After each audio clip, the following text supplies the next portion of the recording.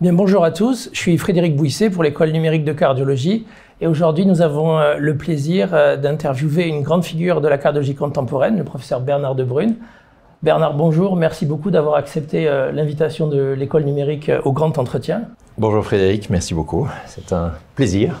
Alors pour vous situer peut-être pour les plus jeunes ou pour ceux qui ne seraient pas cardiologues et qui regardent cette interview, on va rappeler donc que vous êtes cardiologue interventionnel, que vous êtes belge, diplômé de l'université de Louvain, professeur de cardiologie à l'université de Lausanne. Alors je crois savoir que vous êtes un tout jeune retraité, un pensionné comme on dit en Belgique, mais vous avez donc effectué la plus grande partie de votre carrière pas très loin d'ici, au centre cardiovasculaire d'Aalst, qui est situé donc près de Bruxelles en Belgique flamande. Mais surtout, on vous connaît pour vos réalisations, pour vos travaux qui ont été publiés dans des revues majeures dans le domaine de la physiologie coronaire et on aura l'occasion d'y revenir largement. Alors peut-être pour commencer par le début, on aimerait savoir pour vous, avant même la cardiologie interventionnelle, la médecine, comment vous est venue l'idée de venir dans ce domaine et puis après en cardiologie, puis en cardiologie interventionnelle? Pour ce qui concerne la médecine, et je crois que c'est le cas de beaucoup de nos collègues, je n'ai pas de point d'accroche tout à fait particulier, sinon que j'avais un grand-père qui était chirurgien, qui avait même fait une des premières transplantations hépatiques. Mais à part ça, dans le milieu familial, dans le milieu en général, je n'avais absolument personne dans le milieu médical, donc le lien avec mon grand-père a sans doute dû jouer. Ça, c'est pour la médecine. Je dirais aussi que c'est un choix que je n'ai jamais regretté une seconde. Mon épouse est également dans le milieu médical et on s'est très souvent fait la réflexion que ce sont des choix ou en tout cas des métiers où c'est parmi les métiers qui sont ceux qui donnent vraiment le plus de sens à la vie. Donc c'est vraiment un choix que je n'ai jamais regretté, pas une seconde. Je n'ai jamais même pensé à faire autre chose. Pour ce qui est de la cardiologie, ça c'est très différent. Ça, j'ai choisi la médecine interne. Je me souviens avec mon grand-père, donc, qui était chirurgien, m'a dit « Ah, mais c'est une très bonne idée de faire la médecine interne et pas la chirurgie, parce que la chirurgie va être tout à fait remplacée par des gestes beaucoup moins invasifs par la médecine interne. » Moi, je n'en revenais pas, j'ai cru que c'était une façon de cacher sa déception. Mais je n'ai compris que plus tard, dans quelle mesure il avait raison, en fait, et que c'était une vision très très juste de l'avenir. Donc la cardiologie, je l'ai choisie, je crois, essentiellement par son aspect pratique, pragmatique. C'est une sous-spécialité de la médecine interne, ou c'était considéré comme une sous-spécialité de la médecine interne, qui, il faut le dire, est très spectaculaire. Il n'y a pas d'autre spécialité qui a une imagerie aussi impressionnante que la cardiologie. C'est évidemment un organe en mouvement. Et pour prendre une comparaison un peu ridicule, l'image du cœur est quelque chose qui impressionne beaucoup. On lui attribue souvent le site des émotions, mais c'est en tout cas un organe qui procure beaucoup d'émotions. Je n'ai jamais vu, par exemple, un estomac ou un rein fibrillé. Par contre, on sait bien qu'une fibrillation peut nous procurer des émotions très très fortes. Et alors la cardiologie interventionnelle, c'est de nouveau l'extension de ce que je viens de dire, c'est l'aspect immédiatement pratique et efficace, supposé être efficace d'une intervention qui était très tentante à ce moment-là. Très bien. Alors justement, donc pour creuser un peu dans votre parcours de formation, je crois que vous avez fait une période de votre formation à l'étranger, un fellowship comme on dit aujourd'hui en Suisse. Et est-ce que vous pouvez nous parler un petit peu de cette expérience? Est-ce que vous pensez que c'est quelque chose qui vous a servi? Et est-ce qu'aujourd'hui, à l'heure où l'information circule beaucoup, où on a assez facilement accès aux données, aux publications, est-ce que ça vaut toujours le coup de faire ce genre d'expérience, de partir et d'aller apprendre ailleurs? J'ai l'impression que oui. J'ai vraiment l'impression que oui. En fait, j'en suis persuadé. Je crois que le fait que l'information circule vite ne change rien à l'expérience d'un fellowship, ne lui enlève rien. Évidemment, c'est d'autant plus le cas que l'on est citoyen d'un petit pays comme la Belgique. Ça n'a en fait pas grand-chose de très original de partir à l'étranger quand on habite en Belgique, mais ça devrait être également le cas en France, par exemple, ou dans des pays plus importants comme la France, l'Allemagne. Or, je constate que c'est un peu moins fréquent que ce qui se passe en Belgique. Je crois que partir à l'étranger a énormément d'avantages. Premièrement, ça nous permet d'être confrontés avec la réalité de la pratique de la médecine et de la cardiologie ici en l'occurrence, dans un autre système de soins de santé, de se rendre compte qu'en fait on peut faire de la très bonne cardiologie de façon très différente. Deuxième chose, le fellowship se passe généralement dans une autre langue, dans une langue étrangère, généralement l'anglais. Si ce n'est pas vraiment dans un pays anglophone, on parle anglais pendant le fellowship, forcé contraint parce qu'il y a d'autres fellows qui viennent d'autres pays. Je crois que tu es bien placé pour le savoir. Il y a cet aspect très souvent de première confrontation avec la vraie recherche clinique.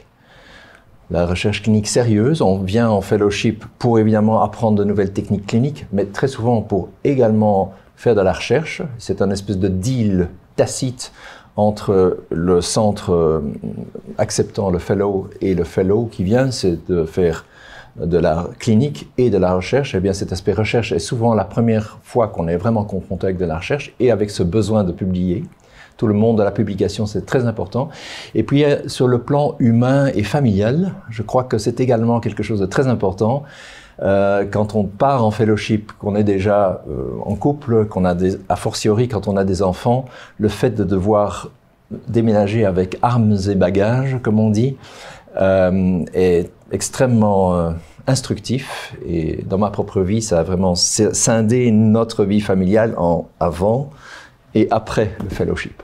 Dernière petite chose pour le fellowship, pour les plus jeunes qui nous regardent et qui pourraient être intéressés, mon conseil est de vraiment prendre ou prévoir un fellowship qui dure plus qu'un an, de préférence au minimum 2 ans, même ne pas hésiter à faire 3 ans, 4 ans, ce sont des occasions qui ne se représentent jamais. On peut toujours se dire « Oh, je partirai à l'étranger, j'irai faire un stage d'observation à gauche, à droite », ça ne se fait jamais. En pratique, ou très très rarement, un fellowship est quelque chose d'inestimable. Même si c'est souvent financièrement très peu payé et parfois qu'on tire un peu le diable par la queue, je crois que c'est inestimable au point de vue valeur absolue. Et alors justement, au cours de ces expériences et plus largement au cours du parcours médical, il y a souvent la notion de mentor qui revient lorsqu'on discute avec les uns et les autres. Est-ce que dans votre parcours, il y a des figures comme ça qui vous ont marqué, qui vous ont donné de bons conseils, et qui vous ont aidé en fait dans votre parcours? Je ne pourrais pas dire, je n'utiliserai pas le terme de mentor. Je ne peux pas dire que j'ai eu vraiment un mentor ou 2 mentors, comme certains peuvent avoir ça. Je n'ai pas fait ce genre de rencontre. Mais tout dépend évidemment de la définition qu'on donne à ce terme et de l'extension qu'on lui donne. Par contre, j'ai eu l'occasion et la chance, il faut dire ce qui est, c'est la chance de travailler avec des gens qui sont devenus des exemples, et j'en ai eu tout plein. Et tout particulièrement en Suisse, j'ai eu 2 personnes qui m'ont énormément impressionné, qui sont aussi différentes que faire se peut. C'est d'une part Bernard Meyer qui, au moment où j'arrivais à Genève, lui rentrait d'Atlanta, où il avait été pendant 4, 5, 6 ans avec Andreas Grünsik.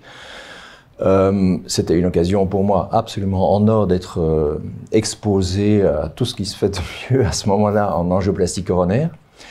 Et donc Bernard Meyer m'a très fort marqué, alors même que nous avons une vision terriblement différente actuellement de la cardiologie et de comment traiter un patient coronarien. Son aspect pratico-pratique, no nonsense, m'a très fort influencé. Et alors, d'autre part, j'avais un patron, un Suisse-allemand, le professeur Wilhelm Rütishauser, qui lui était presque l'exact opposé de Bernard Meyer, très rigide, très scientifique, mettant systématiquement en doute tout ce qu'on produisait, et qui m'a mis le pied à l'étrier à la physiologie coronaire. Mais j'ai eu à côté de ça, à côté de ces 2 personnes en Suisse, énormément de gens que j'ai considérés comme des exemples et que je considère encore toujours comme des exemples de vie et de carrière cardiologique. Alors justement, vous l'avez un peu approché lors de cette réponse. Ma question suivante, justement, pour rentrer dans le domaine de la physiologie coronaire, dans lequel vous avez vraiment marqué votre empreinte, comment c'est arrivé, du coup, cette envie de travailler, de faire progresser ce champ-là? Comme je le mentionnais tout à l'heure, donc à Genève, on m'a mis vraiment le pied à l'étrier à la physiologie coronaire et à la cardiologie interventionnelle en parallèle. Et disons, à ce moment-là, on m'avait demandé de travailler sur la vidéodensitométrie. C'est une technologie qui a largement disparu alors même qu'elle réapparaît sous une autre forme par le CT. Mais la vidéodensitométrie était en fait une forme de mesure de flux ou d'index de flux myocardique. Et ça m'a vraiment mis le pied à l'étrier et je me suis surtout rendu compte qu'on était très très mauvais pour mesurer le flux coronaire et les résistances, très mauvais. Mais par contre, et ça c'était mon expérience de salle de cathétérisme, on était extrêmement bon pour mesurer des pressions. Une pression, c'était quelque chose qu'on fait très très bien. Quand un gradient de pression à travers une valve aortique est de 100 mm, il n'est pas de 90, il est de 100 mm. C'est d'une précision et d'une reproductibilité impressionnante par rapport à des mesures de flux qui sont très très vagues, qui sont toujours des mesures indirectes. Et ça m'a mené à constater que, en fait, il y avait un énorme besoin insatisfait, unmet need, en cardiologie coronaire en tout cas, pour ce qui est de l'appréciation des sténoses coronaires, de leur sévérité exacte. Et c'est pour ça, c'est ça qui m'a fait penser que ce serait très très bien de pouvoir mesurer des pressions dans les artères coronaires. Et donc on y arrive justement, donc la FFR, hein, dont vous avez la paternité ou la copaternité avec le professeur Nico Pils, oui. Qui aujourd'hui dans les cath labs, qui est un outil tout à fait classique. On imagine qu'entre cette idée qui vous est venue à ce moment-là et aujourd'hui, il y a eu plein d'étapes pour prouver le concept, de l'expérimentation et plein d'autres choses avant la commercialisation. Est-ce que vous pouvez nous expliquer un peu comment ça s'est passé ? Oui, je ne voudrais pas entrer dans les détails de l'anecdote, de la petite histoire de la FFR, mais disons que j'ai eu l'idée, en tout cas, de développer un guide de pression qui nous permettrait donc de mesurer des pressions dans l'artère coronaire, ce qui était à ce moment-là neuf et considéré comme un peu bizarre pour le moins. Et d'autre part, et ça c'est vraiment une question de chance, j'ai rencontré à l'occasion d'un article commun Nico Pils, qui travaille lui aux Pays-Bas, à l'université de Nijmegen, dans un laboratoire animal, et où il avait en fait eu le même genre d'idée, sans avoir accès à un guide, mais en travaillant sur un modèle animal. Et donc, je dirais, pour résumer, c'est plutôt moi qui ai développé la partie pratique des mesures de pression et de la FFR. Et Nico, c'est à Nico que revient le mérite d'avoir conceptualisé ce rapport de pression qui est égal à un rapport de flux, qui est la définition de la FFR. Et nous nous sommes en fait rencontrés et tout de suite très très bien entendu, réalisé qu'on travaillait en fait sur la même chose, et au lieu de se mettre à entrer en compétition l'un avec l'autre, ce qui aurait très bien pu arriver, deux jeunes cardiologues assez disons, combatifs et ambitieux, auraient pu faire ça, ben on s'est très bien entendu et on a poolé les données autant que faire se peut. Et alors justement, ce concept qui était quand même disruptif, novateur, a peut-être au début pas été toujours bien accueilli. Il y a eu des résistances, des critiques. Est-ce que c'est quelque chose qui vous a déstabilisé, fait douter, qui a été difficile à vivre ? Non, je n'exagérerai pas, ce n'était pas quelque chose qui m'empêchait de dormir. Mais c'est vrai qu'il y a eu quelques moments où nous avons douté, je dis nous, Nico Pils et moi-même. Mais au tout début, ça a été très très très bien accueilli. Tant que la plupart des gens se disaient en fait inconsciemment que de toute façon ça n'entrerait jamais en pratique clinique et que ce n'était pas un danger. Mais lorsqu'on a commencé à faire vraiment des mesures chez les patients, qu'on a commencé à accumuler des données, et surtout après l'étude DIFFER, dans laquelle on a montré qu'au moins 50% des angioplasties étaient faites sur des lésions qui étaient hémodynamiquement significatives et que ces lésions n'avaient absolument aucun intérêt à être dilatées, là, on a commencé à avoir des vents contraires nous disant « Guys, you are going to cut the business ». Vous pouvez imaginer de quel côté venait ce genre de réflexion. Et ça, on en a eu pas mal. Et alors, les gens ont commencé à faire un espèce de travail de sape, à essayer de mettre en doute le concept, d'essayer de démontrer que finalement ce n'était pas tout à fait exact, etc., etc. Et donc là, on a eu effectivement des vents contraires. Mais bon, ça s'est finalement relativement vite estompé, parce que comme c'est toujours le cas dans ce genre de situation, il y a également plein de collègues qui ont trouvé ça merveilleux, qui se sont mis à faire des mesures similaires et qui ont été très enthousiastes et qui ont été des supports d'ailleurs très très importants de tous ces concepts de physiologie coronaire.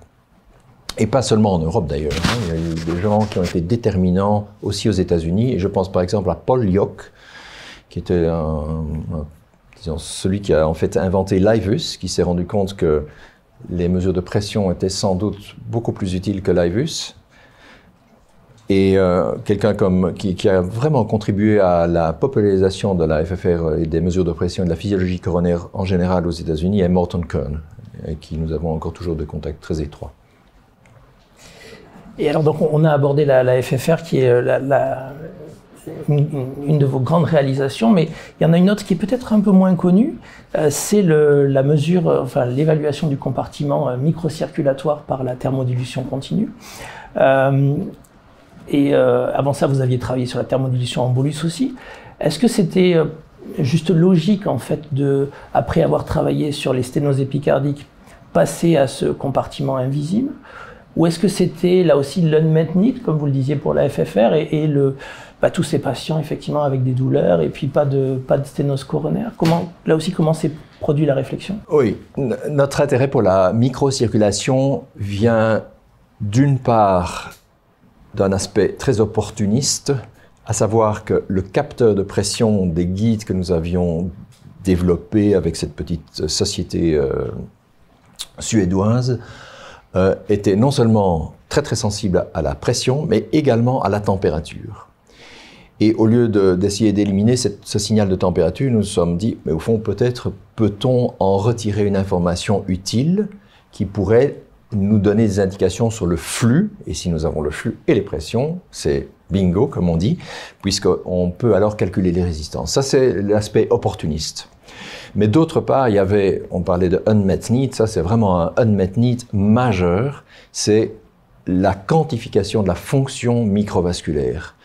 Le concept d'angor, d'angine de poitrine à coronaire saine, traîne, je dirais, dans la littérature depuis, je dirais, presque le début de la description de l'angine de poitrine. Il y a des descriptions très typiques, même du temps de Mason-Sones, les premières coronographies chez des patients avec de l'angor typique, chez qui les premiers angiographeurs découvraient des coronaires strictement normales. Évidemment, ça a alimenté toute cette littérature, tous ces concepts. On a parlé longtemps de syndrome X, qui traduit bien le fait qu'on ne savait pas très très bien à quoi c'était dû. Mais en fait, on ne savait pas très très bien à quoi c'était dû, tout simplement parce qu'on n'avait aucun outil pour mesurer la fonction microvasculaire. Et ça, ce sont les deux aspects qui ont mené à notre intérêt vers la microcirculation. Et alors justement, cet intérêt, c'était aussi un intérêt commun avec le professeur Nicopis dont on a parlé. Et c'est vrai que c'est frappant, vous l'avez évoqué, on voit votre collaboration qui a duré de très nombreuses années, dans un milieu où, comme là aussi vous l'avez un peu évoqué, il y a peut-être pas une concurrence, mais parfois une certaine compétition quand même entre les équipes. C'est assez, c'est pas si fréquent que ça en fait cette collaboration. Non, là tu touches un point très très important, ou qui me tient à cœur. Je crois que la compétition entre les équipes est encore beaucoup plus importante maintenant qu'elle ne l'a jamais été auparavant. Ça c'est une chose, et c'est quelque chose qui est à mon avis regrettable. C'est une compétition entre équipes qui est entretenu aussi par l'industrie des devices. On peut épiloguer à ce sujet pendant des heures, mais je reste persuadé que le seul vrai ciment d'une collaboration à long terme, c'est les facteurs humains. Donc le fait de bien s'entendre, les facteurs amicaux, et on parle beaucoup de Nico, mais il n'y a pas que lui, je me suis entendu avec, et lui aussi d'ailleurs, avec énormément de gens, et les seules collaborations qui tiennent, les seules collaborations qui ont mené à des vraies, disons, productions et publications nombreuses et de longue haleine, ce sont les relations humaines. Et je ne peux pas insister trop sur cet aspect des choses. Et c'est d'ailleurs très rassurant de voir que ce sont ces aspects-là qui sont prédominants finalement. Actuellement, la moindre collaboration nécessite d'abord un non-disclosure agreement, quand on commence à parler, puis il y a des DTA ou des, je ne sais plus quoi, des Data Transfer Agreements. Moi, je n'ai jamais été confronté à ce genre d'affaires. Quand j'en parlais à quelqu'un, c'était en toute confiance. Et si cette personne avait de bonnes idées, je lui disais, mais écoutez, toutes mes données sont là, vous pouvez les utiliser. Moi, c'est très bien, du moment que ça soit fait en confiance. Et je crois que ça, c'est un des aspects qui, parfois, se perd un petit peu aujourd'hui. Okay. Alors, on va changer un tout petit peu de domaine, on va parler de formation et peut-être un petit peu de votre vision de l'avenir de la cardiologie. Pour revenir à la formation, donc, vous avez, le Centre cardiovasculaire d'Alt a formé beaucoup de jeunes cardiologues qui sont venus donc en fellowship, comme on en parlait. Et aujourd'hui, vous continuez à travers différentes manifestations, comme celle En Marche de laquelle on enregistre aujourd'hui, à continuer à partager vos connaissances et à diffuser notamment auprès des jeunes. Quel est peut-être si on devait retenir un message, la chose que vous souhaiteriez diffuser en priorité, peut-être un des messages les plus importants?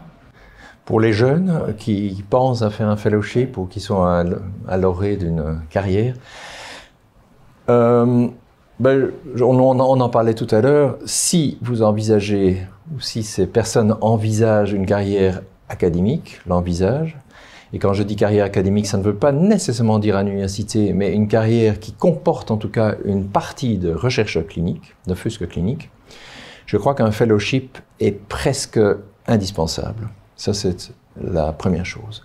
Puis la deuxième chose, et qui est évidemment plus générale, c'est qu'il faut se focaliser sur des besoins insatisfaits en cardiologie. Ne pas se lancer dans des projets de recherche qui n'ont souvent ni queue ni tête et qui sont uniquement d'ordre académique, qui ne sont là en fait que pour justifier une présentation et puis une publication. Au contraire, il faut essayer de repérer qu'est-ce qui manque vraiment dans ma pratique clinique et puis s'atteler à la tâche de résoudre ce problème. Évidemment, ça c'est difficile, mais là, il faut se lancer avec un maximum possible de naïveté et de foi, la foi du charbonnier, naïveté et foi du charbonnier qui sont d'ailleurs souvent très similaires, mais il faut avoir l'attitude d'un coureur de longue distance. Il ne faut pas être le sprinter qui va se satisfaire d'un abstract et puis d'une petite publication qui suit. Il faut que ce soit un travail de longue haleine, qu'on sache exactement où on va ou qu'on espère aller d'un point A à un point B. Ça, ce sont des aspects qui sont vraiment importants. Et ça, il faut vraiment y réfléchir au début, en discuter avec des gens qui ont plus d'expérience, voir ce qui est possible, évidemment. Mais là, je reviens à un fellowship. Un fellowship est presque un passage obligé pour cet aspect des choses. Et alors, justement, parce que souvent, on se demande quelles sont les qualités pour faire de la cardiologie interventionnelle. Pour tourner la question un petit peu différemment, lorsque vous étiez amené justement à choisir vos fellows, que vous faisiez des interviews, etc., qu'est-ce qui vous faisait dire, bah tiens, celle-ci ou celui-ci, je pense que ça va le faire, il sera bien dans l'équipe et on va bien travailler. Est-ce qu'il y a quelque chose que vous recherchiez, une qualité en particulier qui vous faisait dire que ça allait le faire? Oui. Il y avait deux choses qui sont vraiment aux extrémités du spectre. Je dirais, la chose la plus importante, c'est de sentir la passion. La passion pour le métier et la passion, dans notre cas, pour la combinaison de la clinique et de la recherche clinique. Donc cette combinaison était très très importante, c'était une condition sine qua non pour pouvoir être accepté comme fellows dans le centre cardiovasculaire à Alost. Ceci dit, je n'étais pas du tout le seul à juger de ces fellows. Tu en sais quelque chose, les candidats fellows passaient quelques jours chez nous, on avait le temps de discuter et de faire discuter le fellow avec tous les membres du staff qui travailleraient avec lui. Et puis la deuxième chose que je faisais, et je m'en excuse a posteriori pour les fellows qui ont dû suer des gouttes, c'est que je leur demandais très souvent, je leur donnais un crayon et une feuille blanche, de dessiner un tracé de pression ventriculaire gauche en me montrant exactement quand la valve mitrale se fermait, quand elle s'ouvrait, quand la valve aortique s'ouvrait, etc., etc. Ce qui permettait de voir un petit peu quelle était la compréhension des principes élémentaires de physiologie auxquels je tenais. Okay.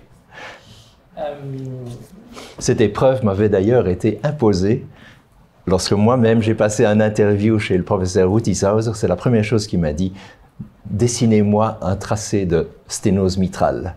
Et c'est extrêmement stressant quand on est jeune fellow d'avoir cette question auquel on ne s'attend pas, qui est pourtant très élémentaire.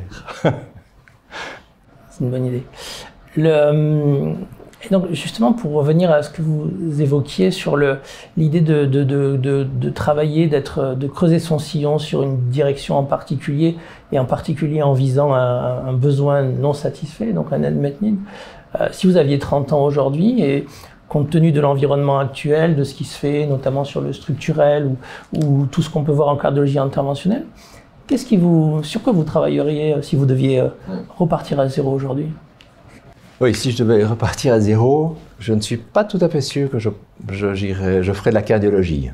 Ça va peut-être t'étonner, mais il me semble, et ça c'est une expérience de vie, que l'oncologie, par exemple, est un domaine où il y a encore tellement plus de choses à solutionner.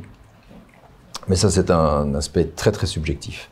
Par contre, si c'était à refaire en cardiologie interventionnelle, là, on se trouve devant un terrain de jeu qui est devenu absolument incroyable. C'est vraiment une spécialité qui est devenue fascinante. La vitesse d'évolution de tous ces devices et de toutes ces possibilités de traitement, ça c'est quelque chose que je conseillerais à n'importe qui de s'engager.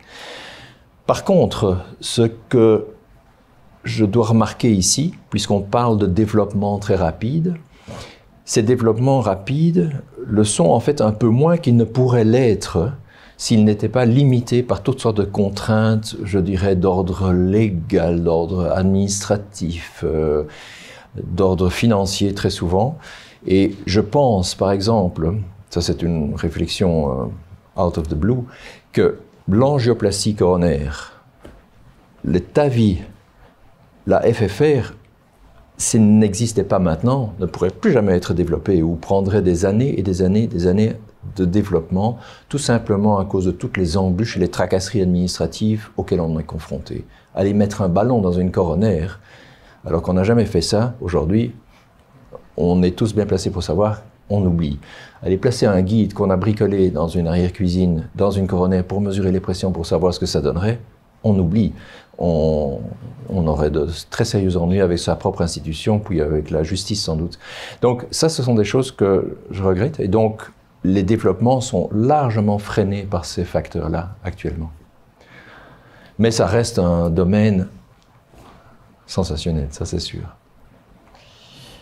Alors juste pour prendre un peu de recul justement et votre regard sur l'évolution et sur votre propre parcours, est-ce qu'il y a un projet que vous avez conduit, une publication qui vous tient particulièrement à cœur, dont vous êtes particulièrement fier, peut-être pas forcément pour son impact scientifique, peut-être pour la collaboration qu'il y avait derrière?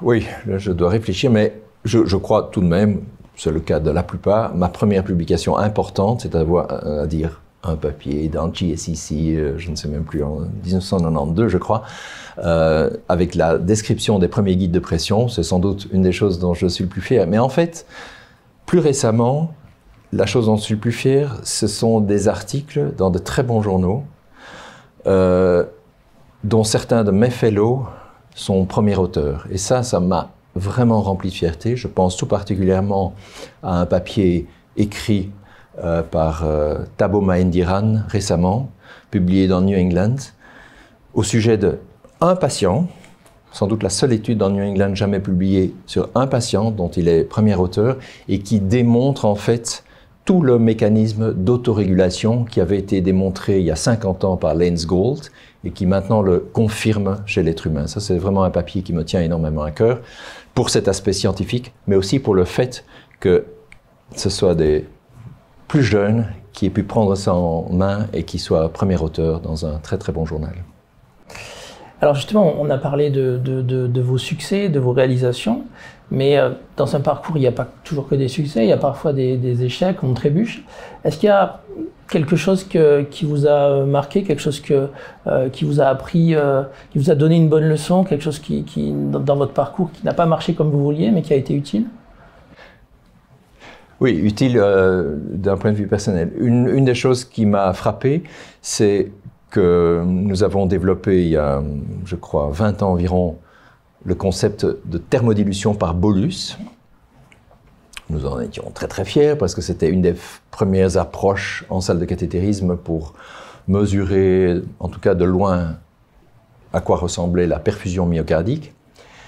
Et puis on s'est rendu compte au fil des années que cette technique n'était en fait pas si précise que ça, qu'elle n'était très peu reproductible, mais entre-temps, elle était devenue si facile et avait été adoptée par tant de groupes qu'on n'en avait plus aucun contrôle. Et maintenant, c'est une technique qu'il est difficile d'éradiquer, qui devrait être éradiquée, j'utilise des termes peut-être un peu forts, mais qui devrait en tout cas être remplacée par une nouvelle approche qui a été décrite plus récemment, qui est beaucoup plus fiable, qui est, elle, disons, qui permet de mesurer le flux en valeur absolue et les résistances en valeur absolue de la microcirculation. Je n'entrerai pas dans les détails, c'est pas le but. Mais ce qui m'a frappé, c'est que une technologie, une fois qu'elle est partie, qu'elle a été adoptée par la communauté, qu'elle a été adoptée par l'industrie, ça c'est encore plus fort, est souvent inarrêtable. Et elle vole de ses propres ailes. Et on la remet assez peu en question finalement, et ça prendra de nouveau énormément de temps avant qu'une nouvelle technique puisse la remplacer.